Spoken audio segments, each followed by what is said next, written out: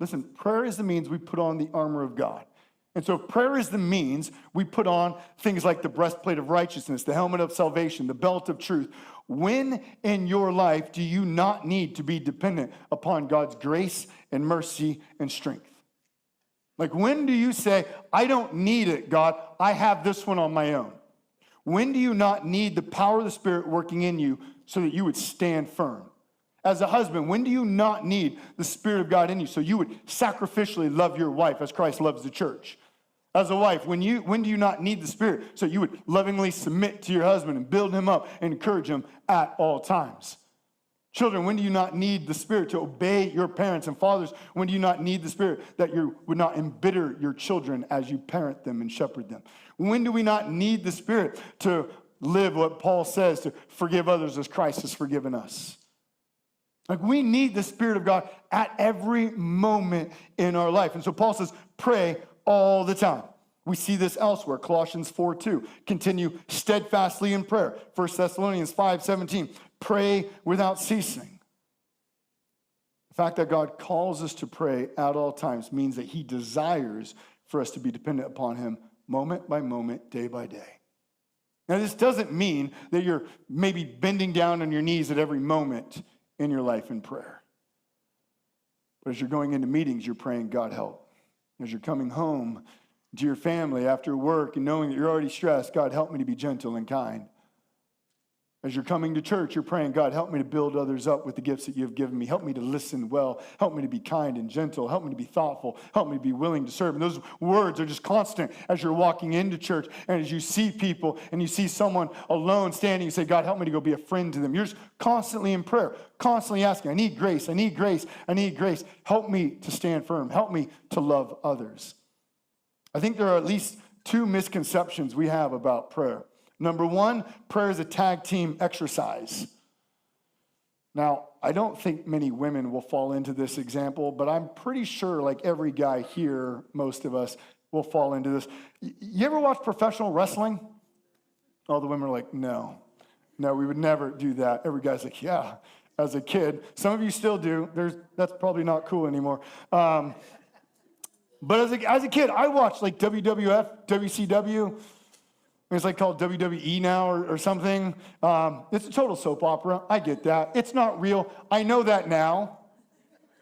But as a kid, it's amazing. You're like watching these huge, strong guys doing all these feats of strength, jumping off ropes, acrobatic stuff. You're just like, this is amazing. And it's cool when they do these tag team matches, right? One guy goes in and he's giving it all he's got, but once he starts getting beat up and doesn't go well, he's too tired, whatever it is, he tags out. And the other guy comes in and takes in. And oftentimes, that's how we approach prayer. God, I have this, I'll do this, I'll only tag you if it's too much for me. And so tagging in prayer. So prayer becomes a last result instead of the first result in which we turn to. I ask you, is that you? Do you operate on that tag team idea where you're going to try to handle most of the things by yourself, and only once they reach a certain limit will you go, oh, yeah, I guess I could pray? Or, misconception number two, God is annoyed by our prayers.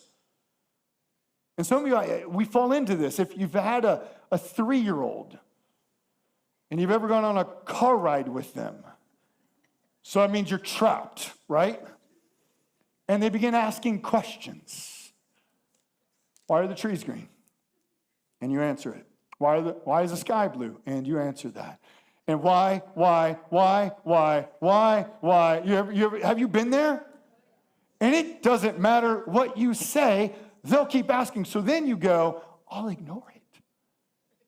But the kids are smart. They speak louder and louder and louder. And their questions are so incredibly important. They have to be answered then. And it doesn't matter how you answer it because it will never be sufficient. And so you're just annoyed and you just wish that they would be quiet. And some of us think that's probably what God feels like. But listen, that is exactly not how God feels. He calls us. He's the one saying, pray all the time. Pray without ceasing. I have made you in my image that you would be dependent upon me at all times, is what God has said.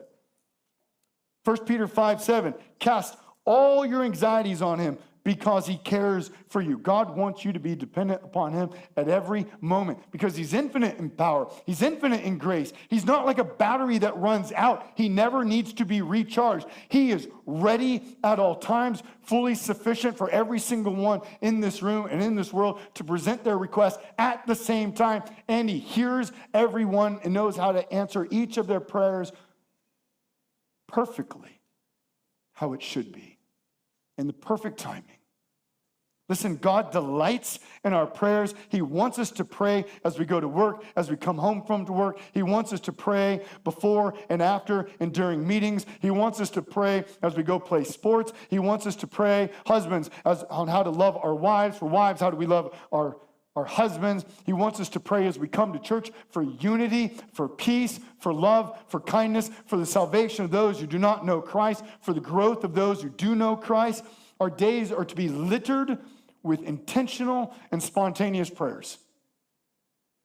Pray, just pray all the time. And God just delights in it all. Never once is he overwhelmed. Never once is he annoyed. He loves when his children come to him in prayer. He is infinite and sufficient in every way. Never will he not know how to answer. Never will he be annoyed.